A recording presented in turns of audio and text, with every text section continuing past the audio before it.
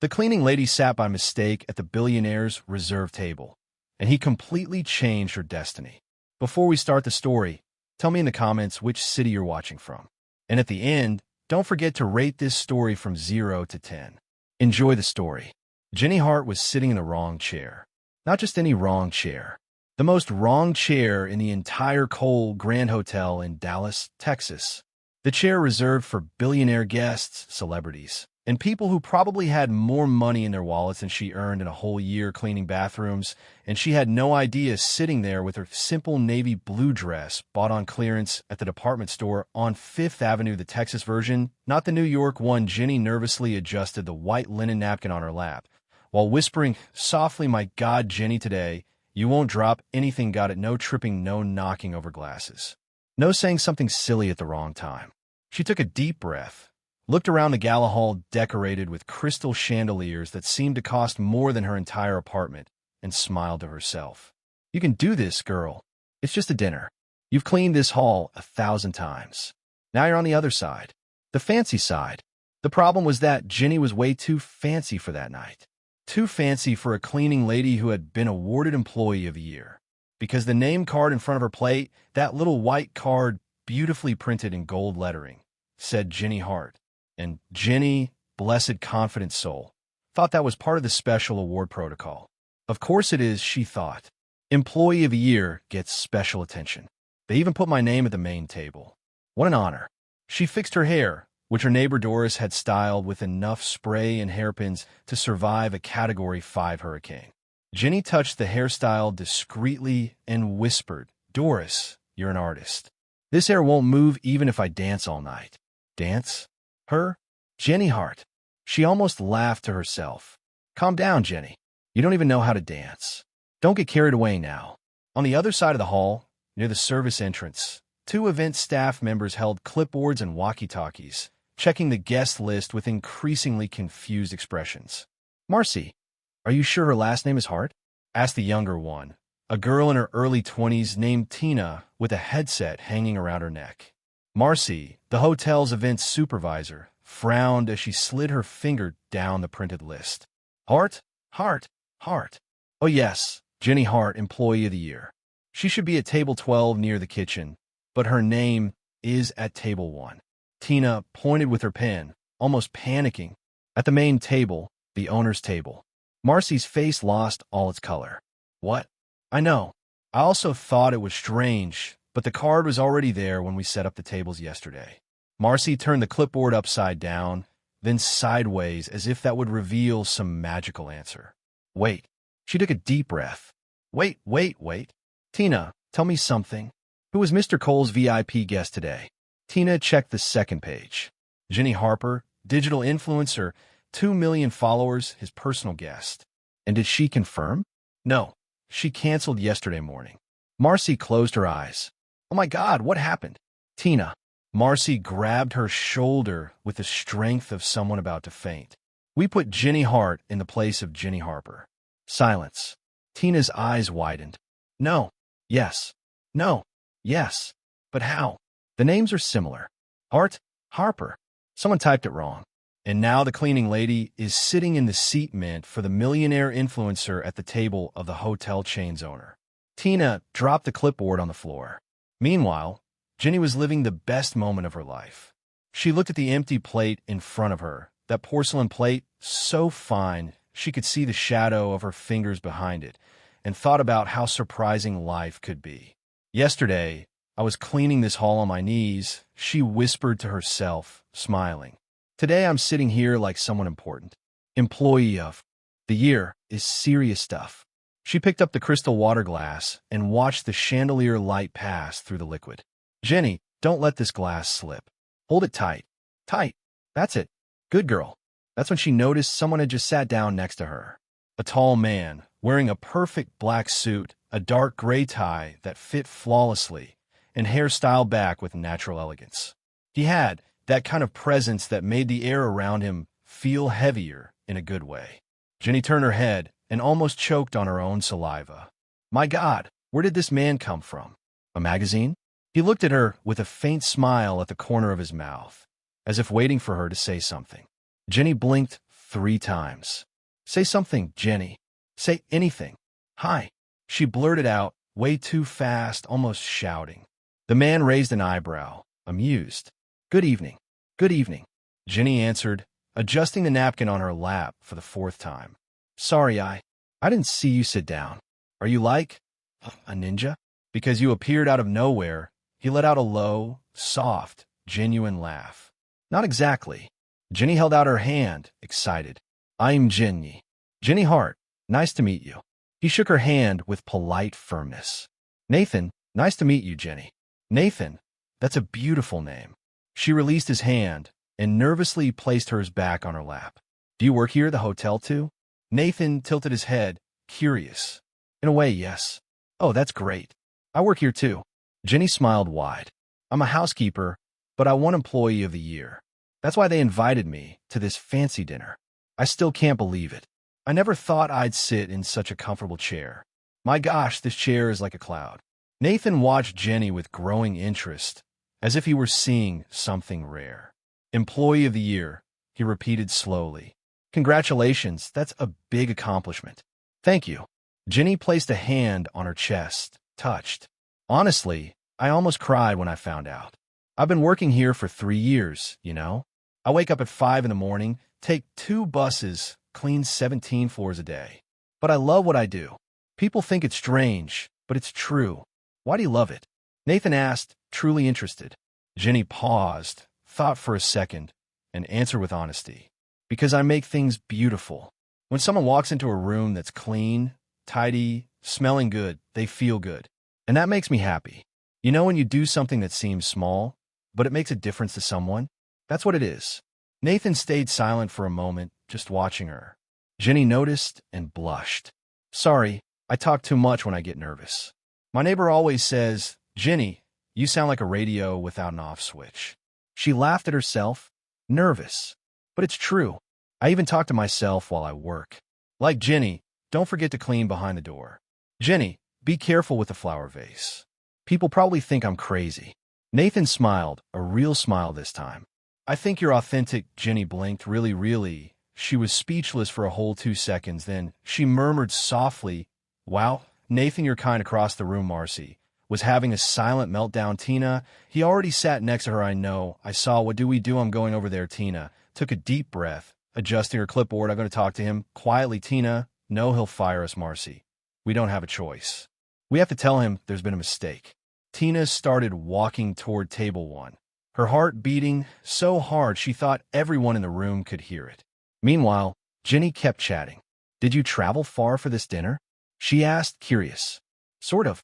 Nathan answered vaguely. I travel a lot. Traveling must be nice, right? I've never left Dallas. Well, once I went to Houston to visit my aunt, but that doesn't count because it's close. Jenny sighed. One day I want to see the beach, like a real beach with white sand and blue water. You've never been to the beach? Nathan asked, surprised. Never. Jenny laughed without embarrassment. But it's on my list. You know those dream lists we make? The beach is at the top of mine. Nathan watched her with an expression Jenny couldn't read. That's when Tina reached the table, wearing a forced smile and eyes full of quiet panic. Good evening, Mr. Cole, she said softly, leaning slightly toward Nathan. I'm sorry to interrupt. Nathan turned his head toward her, keeping his elegant posture. Yes, Tina? Jenny looked at Tina, then at Nathan, not understanding anything. Mr. Cole? He has the same last name as the hotel. Tina gave Jenny a quick glance, then returned to whispering to Nathan. Sir, there was a small mistake in the guest list. Miss Hart. She hesitated, choosing her words carefully. She is our Employee of the Year. Her place was at table 12, but there was some confusion with the names. And Nathan raised his hand, politely interrupting her. Tina? Yes, sir. He looked at Jenny, who was watching everything with wide eyes, clearly confused. Then he looked back at Tina. She's exactly where she's supposed to be. Tina blinked. Sir? There is absolutely no problem, Nathan said with calm firmness. Miss Hart can stay at the table. Tina froze for a moment, processing what she had just heard. But sir, the original guest didn't show up. Nathan finished, without taking his eyes off Jenny. So there's no reason to change anything. It's fine. Tina swallowed hard. Understood, sir. Excuse me. She stepped away quickly, almost tripping over her own feet. Jenny, still confused, looked at Nathan. Wait, you're Connor boss? Nathan gave a small smile. Something like that. Oh. Jenny adjusted her napkin again, nervous. Sorry, I didn't know. You must be important here at the hotel, right? In a way. Jenny took a deep breath. Well then, thank you for letting me stay. I didn't want to cause trouble. If you want me to move to another table, I will. Really, no problem. Nathan watched her for a long moment. Jenny? Yes. I want you to stay. Jenny's heart jumped in a strange way. Are you sure? Absolutely. She gave him a shy smile. Okay then, I'll stay. That was when the waiter arrived with a tray of appetizers. Tiny canapes decorated like pieces of art. Jenny looked at the plate as if it were a museum sculpture. Oh my goodness, this is food. It's so pretty it almost feels wrong to eat it. Nathan watched her reaction, clearly amused. You can eat it. That's what it's for. Jenny picked up a can of pay with exaggerated care, as if it might explode. All right, I'll eat it. But if I drop crumbs on this white tablecloth, I swear I'll clean it up. Nathan shook his head, smiling. Across the room, Marcy grabbed Tina's arm when she returned. So what did he say? Tina was pale. He said she can stay. What? He said she's exactly where she should be. Marcy looked toward table 1, where Nathan and Jenny were talking like old friends. This makes no sense at all, Marcy whispered, stunned. I know, Tina replied, still processing. But he was smiling. Marcy narrowed her eyes. Smiling? Smiling for real. Like happy. The two stood silently, watching the surreal scene.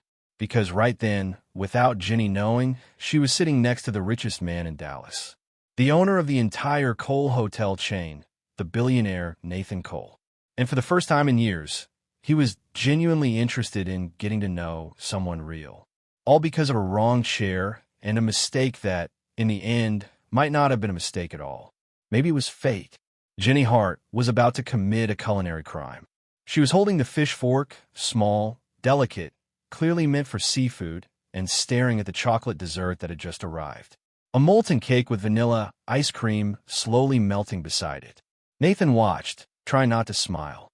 A fork is a fork, right? Jenny said, already sticking the wrong utensil into the dessert with the confidence of someone who had no idea she was doing it wrong. Across the table, a woman in a red silk dress and pearl necklace almost choked on her wine. Nathan, however, simply laughed. A low, genuine laugh, the kind he hadn't given in years. You're absolutely right, he said, picking up his own fish fork and digging into the dessert too. A fork is a fork. Jenny froze mid-bite, staring at him wide-eyed. Are you copying my mistake just so I won't feel bad? I'm copying you because you're right. Whoever invented a specific fork for everything clearly had way too much time on their hands. Jenny let out a laugh way too loud for such an elegant room. Oh my goodness, Nathan, you're funny. The woman in red exchanged scandalized looks with her husband. Who is that girl? She whispered, not nearly as quietly as she thought. No idea, the husband replied, adjusting his glasses. But Mr. Cole seems different. Jenny didn't hear them. She was too busy trying to keep the ice cream from running down her chin. This stuff melts too fast, she muttered, wiping her mouth with her napkin. It's like it's running a marathon on the plate. Nathan rested his chin on his hand, watching her with a smile no one at that table could explain. Jenny, yes? Do you always say whatever comes to your mind? She stopped, thought for a second, and answered with complete honesty. Yes. My neighbor Doris says I don't have a filter. Like zero filter. Is that a problem? No, Nathan said firmly. It's refreshing. Jenny smiled shyly and went back to her dessert. Meanwhile, the woman in red leaned toward her husband and whispered again. She's wearing a department store dress. How do you know? I recognize the stitching. And look at the shoes. They're synthetic. Her husband shrugged. So what? So what? The woman almost shouted under her breath. She doesn't belong at this table, but Nathan didn't care. He was too busy watching the way Jenny enjoyed every bite, as if it were the first dessert of her life. Seriously, Nathan, Jenny said, her mouth still half full. Whoever made this deserves an award, like the Dessert Nobel Prize. Nathan laughed again. I'll suggest creating that category. Do it. Jenny pointed her fork at him, excited, and invite me to the ceremony. I'll wear a fancy dress and everything. She stopped, looked down at her simple navy blue dress, and corrected herself. I mean, fancier than this one. Not that this is bad. I got it on clearance, but it's new. Almost new. Like 90% new. Nathan shook his head, smiling. You're amazing. Jenny almost dropped her water glass. Me? Amazing? Nathan, did you hit your head? No. Are you sure? Because I'm clumsy, I talk too much, I used the wrong fork. And that's exactly why you're amazing. Jenny went silent, just looking at him with an expression that mixed confusion and something dangerously close to hope. Around the table, the other guests continued watching with barely hidden discomfort. A man in a light gray suit and burgundy tie cleared his throat loudly, trying to get Nathan's attention. Mr. Cole, about tomorrow's meeting. Nathan raised his hand politely, interrupting. Tomorrow, Robert. Tonight, I'm busy. Robert blinked, confused. Busy? Having dinner? Exactly. Jenny bit her lip, trying not to laugh at the man's expression. When dinner finally ended and the guests began to get up, Jenny adjusted the small faux leather purse she had been carrying for 5 years. Well, she said, not really sure how to say goodbye. This was, wow, really, thank you for, letting me stay here at the fancy table. Nathan stood as well, adjusting his jacket with natural elegance. Jenny? Yes. Can I ask you something? Of course, she answered quickly. Anything you want. I mean, within reason. Like, I'm not jumping out an airplane or anything. Nathan smiled. No esquiving. Just your phone number. Jenny froze. The whole room seemed to freeze with her. My number? Yes. Your phone number? Yes. Like, so you can call me? Exactly. Jenny put a hand on her chest, feeling her heart beating all out of rhythm. Nathan, are you sure you didn't hit your head? He laughed. Positive. Why? Why would you want my number? I mean, I'm just... She was about to say, just a housekeeper, but swallowed the words. Nathan took a step closer. Because I'd like to see you again. If you want to, of course. Jenny opened her mouth, closed it, opened it again, and finally with a thin voice answered, I want to. So? She grabbed her phone, her hands shaking so much she almost dropped it. Okay, all right, but I'm warning you, my phone is old. Like really old.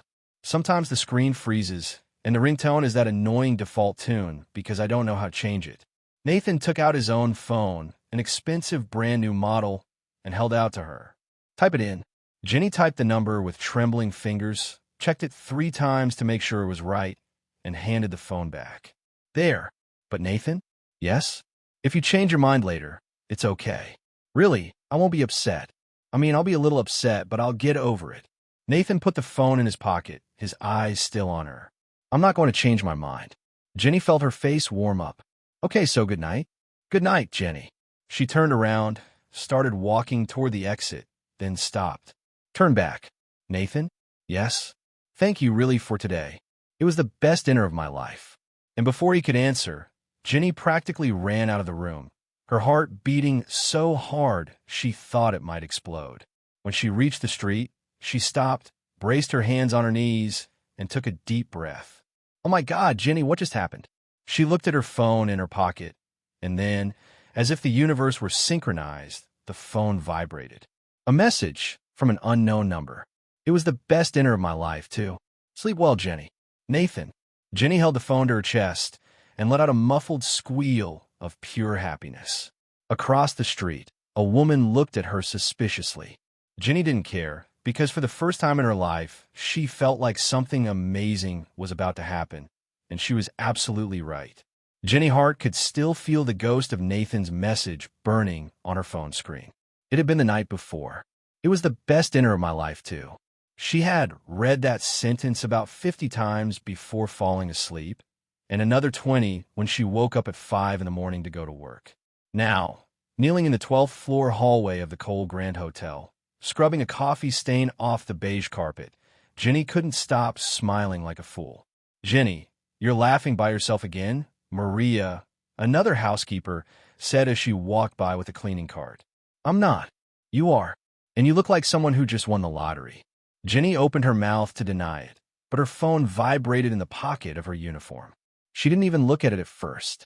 It was probably the phone company offering some internet plan she couldn't afford. But then the phone vibrated again and again. My goodness, who was texting me 3 times in a row? She whispered, dropping the cleaning cloth and grabbing the phone with hands still damp from cleaning solution. When she saw the name on the screen, her heart stopped. Nathan. Jenny let the phone slip right out of her wet fingers. It fell straight into the bucket of soapy water. No. She plunged her hand into the bucket, fished out the dripping phone, and looked at the wet screen, praying it still worked. It did, and the message was still there. Good morning, Jenny. Would you like to have coffee with me today? Nathan. Jenny sat down on the hallway floor, holding the soaked phone against her chest. You want to have coffee? With me? Coffee. Like a hot drink. Together. She took 3 deep breaths. Calm down, Jenny. Breathe. You can answer a message. It's just typing. Typing is easy. Everyone knows how to type. She looked at her hands trembling and realized that no, typing was not easy at that moment. Maria walked by again, this time from the opposite direction, and stopped when she saw Jenny sitting on the floor. Jenny? Are you okay? Jenny hid the phone behind her back, so fast she almost dropped it again. Me? I'm Fine. I'm great. Super great. Never been better. Maria narrowed her eyes. You're sitting on a wet floor. Yeah, it's because I was checking if the carpet is really clean. Up close. Really up close. Maria shook her head, confused but kept walking. You're strange, Jenny. As soon as she turned the corner, Jenny pulled the phone back out and read the message for the 4th time. Okay, I need to answer. But what do I say? Nothing. Sure, I'd love to. No, too desperate. Maybe I'll check my schedule. Ridiculous. I don't have a schedule. She typed hi. Yes, I will. Deleted it. Good morning. It would be a plea. Delete it again. Coffee, yes, thank you. My goodness. Jenny, you sound like a broken robot. She took a deep breath and finally typed, Good morning, Nathan. I would love to have coffee with you. What time? She hit send before she could change her mind, and then she waited. 10 seconds. 20 seconds. Why isn't he answering? Did I write it wrong? Did he change his mind? Did he realize I'm not interesting? The phone vibrated. How about 3 p.m.? I know a quiet place near the hotel. Nathan. Jenny let out a muffled scream of joy and jumped to her feet so fast she hit her head on the cleaning cart. Ow. Okay. It's fine. I'm going to have coffee with Nathan. She looked at her reflection in the hallway's glass door. Wrinkled uniform. Hair in a crooked bun. Smell of cleaning products. I have 4 hours to look presentable. Jenny left the bucket in the middle of the hallway, grabbed her phone, and ran to the locker room. 3 hours and 40 minutes later, Jenny was locked inside the hotel bathroom, practicing in the mirror. Nothing. Nice to see you, she said with an exaggerated smile, then made a face. No, too formal. Sounds like I'm in a business meeting. She tried again, more relaxed. Hey, Nathan, how are you? She shook her head. No, too casual. He'll think I don't care. Someone knocked on the bathroom door. Jenny, you've been in there for half an hour. It was the voice of Sandra, the shift supervisor. I'm coming out. I'm just fixing something. Are you okay? I am. Super okay. Never been better. Jenny looked at the mirror again and whispered to herself. Just be yourself. Natural. Calm. Confident. She took a deep breath and opened the door. Sandra was standing outside with her arms crossed. Why did you change clothes in the middle of your shift? Jenny looked down. She had put on the only nice blouse she owned. A white button-up shirt she bought for a job interview 3 years ago, and a pair of jeans she hadn't worn in months. I have an appointment. What kind of appointment? A personal one. Sandra raised an eyebrow. Jenny Hart, do you have a date? Jenny turned red. No, I mean, it's not exactly a date. It's just coffee with a person. Who is a man? But it's nothing big. Sandra crossed her arms, smiling. Who is he? No one. I mean someone, but no one important. I mean, he is important, but like, not in the sense of, you know. Sandra laughed. You're sweating. I know. On the other side of the locker room, Maria appeared holding a water bottle. Jenny here. You look like you're about to faint. Jenny drank half the bottle in one go. Thank you. I'm Fine. Everything is under control. Maria and Sandra exchanged looks. Do you want us to help you with anything? Maria offered. Jenny shook her head. No, I just need to calm down. And maybe a miracle. She looked at the clock. 2:55. My God, I'm going to be late. Jenny ran out of the locker room, crossed the service hallway, and almost knocked over a cart full of clean towels on the way. When she finally reached the employee exit, she stopped, fixed her hair for the 10th time, and murmured, "You can do this, Jenny. It's just a coffee. A normal coffee. With an absurdly handsome man who probably earns in 1 hour what you earn in a year. No pressure." She pushed the door and stepped outside. And there he was, Nathan Cole, leaning against a shiny black car, wearing sunglasses and a light blue dress shirt. Looked like he had stepped straight out of Men's Fashion magazine. Jenny stopped on the sidewalk, feeling her legs weaken. My God, he's real. He actually came. Nathan took off his sunglasses and smiled when he saw her. Jenny. She opened her mouth to respond, but the only thing that came out was hi. Just that. One pathetic syllable. Nathan walked toward her. You look beautiful. Jenny looked at her own clothes. The wrinkled shirt, the faded jeans, the white sneakers she had washed 3 times but still had a stubborn stain on the right side. I'm a mess, but thank you. He smiled. Ready for coffee? Jenny took a deep breath. Ready. But when she took the first step, she tripped on her own shadow and almost fell face first on the ground. Nathan grabbed her arm at the last second. Careful. Jenny looked up, meeting his eyes, and felt the whole world stop for a second. And then with a trembling voice, she whispered, "Are you sure you want to have coffee with me?" He smiled the same smile that had made her heart race the night before and answered gently, holding her hand. Absolutely. Jenny Hart was having a silent panic attack, not a normal panic attack, the kind that makes you take a deep breath and count to 10. No, this was the kind of panic that makes you forget how to walk in a straight line. Nathan had just opened the cafe door for her, with that smile that melted any defense. And now Jenny was standing at the entrance looking inside, as if it were a portal to another dimension. Because the place was absurdly elegant. Marble tables, gray velvet chairs, hanging plant from the ceiling, a menu written by hand on a giant chalkboard with drink names Jenny had never heard in her life. They have caramel macchiato with organic oat milk? She murmured, reading the board. Is that coffee or a magic potion? Nathan laughed. It's coffee. Very expensive, but still coffee. Jenny swallowed hard. Right. Expensive coffee. I can handle that. A lie. She couldn't. They sat at a table by the window, and Jenny immediately started adjusting everything around her. The napkin, the salt shaker, the sugar holder, her own chair. You're nervous, Nathan observed, resting his chin on his hand, clearly amused. Me? Nervous? Jenny let out a laugh that was too high-pitched. No, I just like to keep things organized. Professional habit. After so much cleaning, I organize everything, even at home. Doris, my neighbor, says I have OCD, but I think it's just attention to detail. She was talking way too fast. Nathan kept smiling. Breathe, Jenny. I'm breathing, look. She took an exaggerated deep breath. See? Breathing working perfectly. He shook his head, trying not to laugh. The waitress arrived, the young woman in a black apron with her hair up in a perfect bun that made Jenny feel even more out of place. Good afternoon. What can I get for you? Nathan looked at Jenny. You order first. Jenny looked at the chalkboard menu again, in total panic. I'll have coffee. Normal coffee. Like coffee. The one that comes in a cup and we drink it. The waitress. Americano. Yes. Jenny almost shouted with relief. That one. Sugar? Yes, please. Milk? Also cream? Jenny looked confused. Milk and cream aren't the same thing?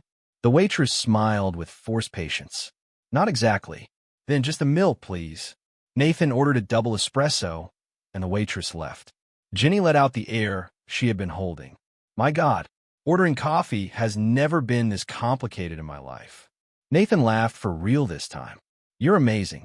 Amazing at being clumsy, you mean? No, amazing at being honest. Jenny turned red. When the drinks arrived, she grabbed the sugar packet, tried to open it with shaking hands, and spilled half of it on the table. Oh no. Jenny tried to gather the sugar with her hands, but only made it worse. I swear I'm not always like this. She stopped, looked at Nathan, and sighed. Okay, I am. I'm exactly like this. Clumsy, nervous, and apparently unable to open a sugar packet without causing a disaster. Nathan picked up a napkin, helped clean the table, and said with complete sincerity, "I think that's charming." Jenny froze mid-movement. "You think it's charming that I spilled sugar all over the table?" "I think it's charming that you're you." Jenny felt her heart make a strange little jump. "Nathan, you need to get out of the house more. Meet normal people, because if you think this is charming, your standards are really low." He smiled. "My standards are exactly where they should be." Jenny didn't know what to say, so she did the only thing she could. She changed the subject. "So, you said you travel a lot. For work?" "Yes. My company has offices in several states. I spend a lot of time traveling, supervising operations, meetings, things like that." Jenny nodded, impressed. "Wow, that must be exhausting, right? Like, you must work a lot." "I do, but it's what I chose to do." "And do you like it?" Nathan thought for a moment. "I used to like it more." "More before what?" "Before I realized I was living only to work. Without connection. Without anything real." Jenny stirred her coffee slowly, processing his words. "I get it. Like, I work a lot too. Really a lot. But it's different, right? I work because I have to. You work because you chose to." "It's not as different as you think," Nathan said, his voice gentle. "In the end, both of us are just trying to get by, just in different ways." Jenny looked at him, surprised by the depth of his answer. "Wow, Nathan, are you like a philosopher in your free time?" He laughed. "No, just someone who spent too much time alone, thinking too much." Jenny took a sip of her coffee, which was delicious, by the way, and gathered the courage to ask, "And have you ever dated? Like, seriously?" Nathan hesitated. "I have. A few times. But nothing that lasted." "Why not?" "Because it was hard to know if people liked me or what I represented." Jenny frowned. "What you represented?" Nathan noticed the slip and shifted smoothly. "The position. The title. You know how it is." Jenny nodded, though she didn't fully understand. "Oh yes. The boss. People must kiss up to you all the time, right?" Nathan almost spit out his coffee. "Something like that." Jenny laughed. "Sorry. I say things without thinking sometimes." "Don't apologize. It's refreshing." They sat in a comfortable silence for a moment, just drinking coffee and watching people walk by outside the window. Then Nathan asked, "And what about you, Jenny? Have you ever dated?" Jenny turned red. "Me? Date?" She laughed, but it was a sad little laugh. "No, I never had time for that. Never. Never." She stirred her coffee again, avoiding his eyes. "I always worked too much, really too much. Since I was a teenager, my parents, well, they weren't around much.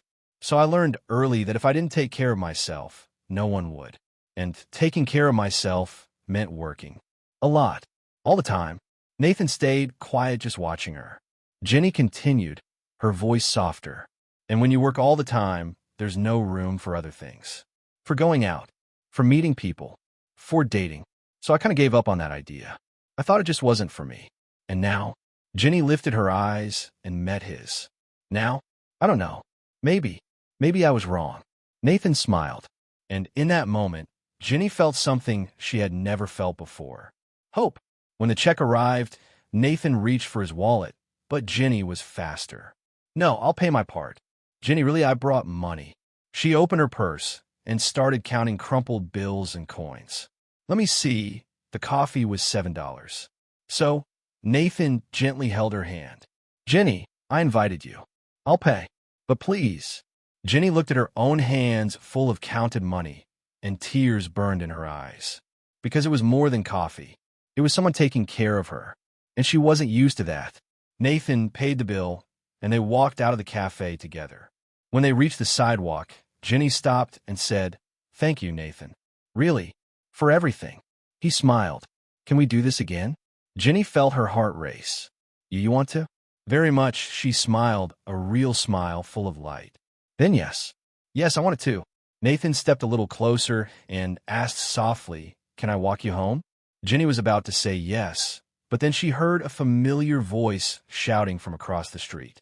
"Jenny Hart, you're dating and you didn't tell me?" It was Doris, the neighbor, holding a shopping bag in one hand and a mischievous smile on her face. Jenny closed her eyes.